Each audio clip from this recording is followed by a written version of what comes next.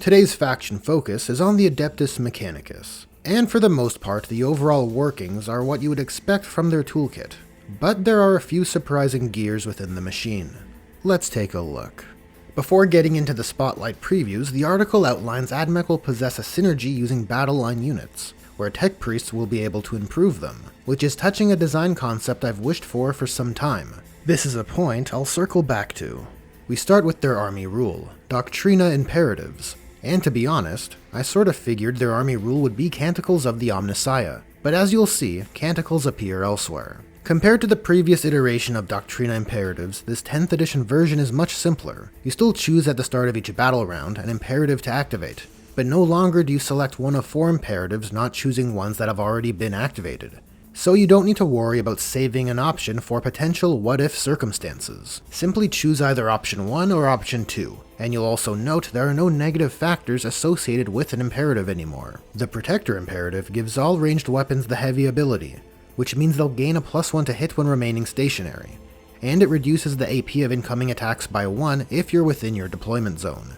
In an environment where AP has been pulled back, that is a huge defensive boon, especially considering that it does stack with cover. And the Conqueror imperative gives all ranged weapons the Assault ability, allowing them to advance and still shoot as normal, and if you're shooting at an enemy unit in their deployment zone, you improve the AP of that attack by 1. Like with the previous, it's a very substantial boon.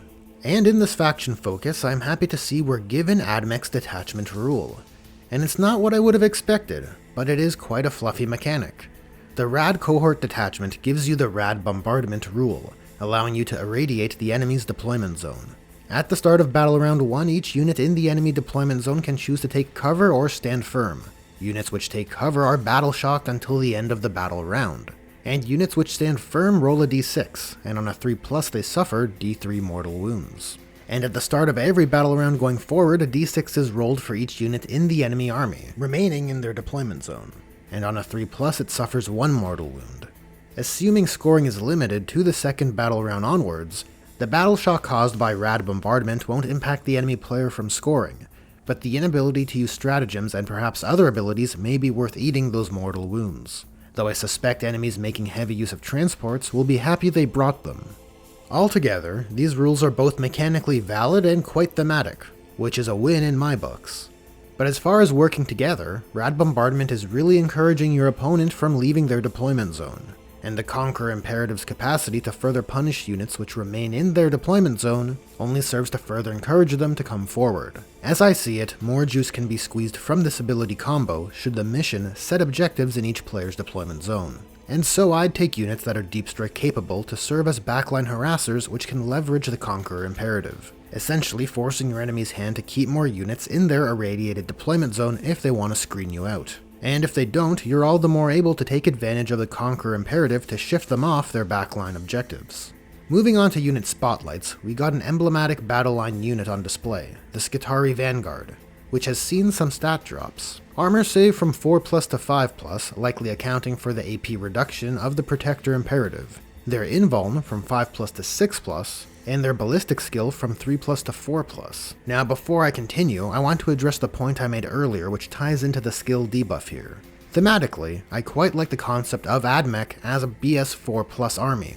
Skill 4+ represents the baseline human standard of skill. However, the design space afforded by humans which have chosen to heavily augment themselves with bionics can really leverage a baseline skill of 4+. With that in mind, I've always longed to see the Adeptus Mechanicus be able to dial in, tune up, synchronize, augment, choose whatever descriptor you want. But I think a unique way to characterize their gameplay and give the Ad Mech some unique identity would be allow them to modify their baseline human skill to the task they deem most efficient. And I'm hoping this text from the top of the article is what tech priests will afford them.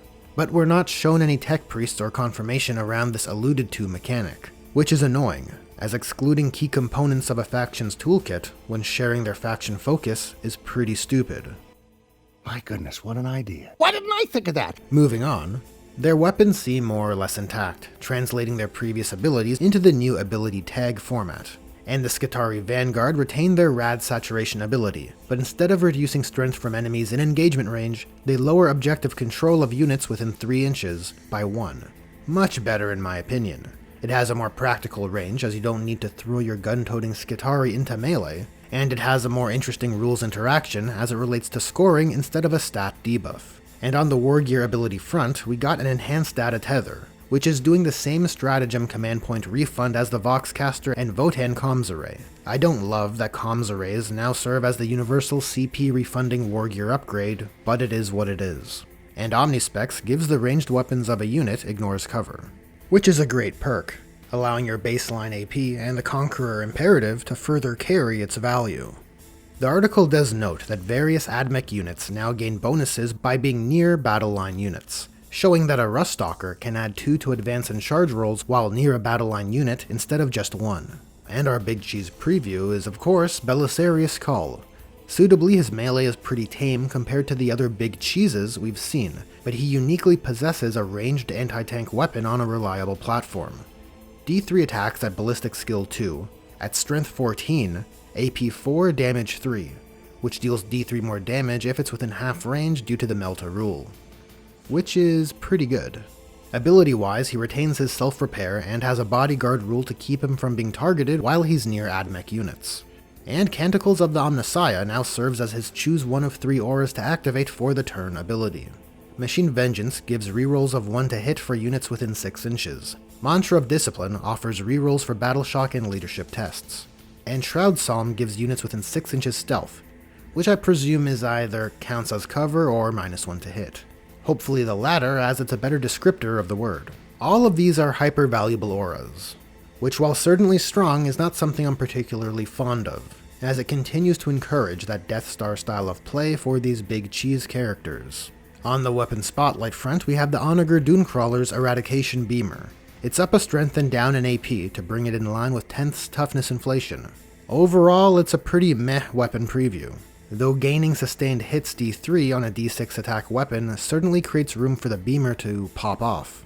The reason I say it's meh is because I would prefer, and argue, that it would be better to show the biggest, baddest weapons available to each faction because it effectively communicates the offensive ceiling for each faction, which is a particularly important point given the toughness inflation of 10th edition. So with that clarified, I'd much rather have seen the Onager's Neutron Laser. And uniquely in the stratagem spotlight, we have not 1, but 2 stratagems from the Rad cohort detachment. Wow! Aggressor Imperative gives a Skitarii unit advance and charge, but only if the Conqueror Imperative is active. And Bulwark Imperative gives a Skitarii unit which is being targeted by ranged attacks a 4-up invulnerable save, but only if the Protector Imperative is active. Aside from the somewhat confusing naming conventions of imperative stratagems which require imperatives to be active, these were good strats to preview. Both will be staples, as they offer potent perks, while demonstrating good army rule interplay. And lastly, we got a bit of text confirming Castellan robots will still make use of datasmiths for mid-game modifications. And that's a wrap on this one. Overall, a good preview that only left me slightly wanting. We got the army and detachment rules, which are mandatory in my eyes, a decent understanding of where battle line units sit performance-wise, Belisarius Cawl as a Big Cheese on display, and a stratagem showcase which demonstrated the designed interplay between them and the army rules, showing that there are further impacts to the Doctrina imperative which is currently active, all of which goes towards describing to us the players how this faction will operate through this Faction Focus article. Though in that regard the ball was dropped by not showing how techpriests interplay with battle line units, and where the offensive ceiling sits for this shooting army. I'd give it a 6 out of 10. But I want to hear from you, and especially the Ad Mech players out there. What did you think about this Faction Focus?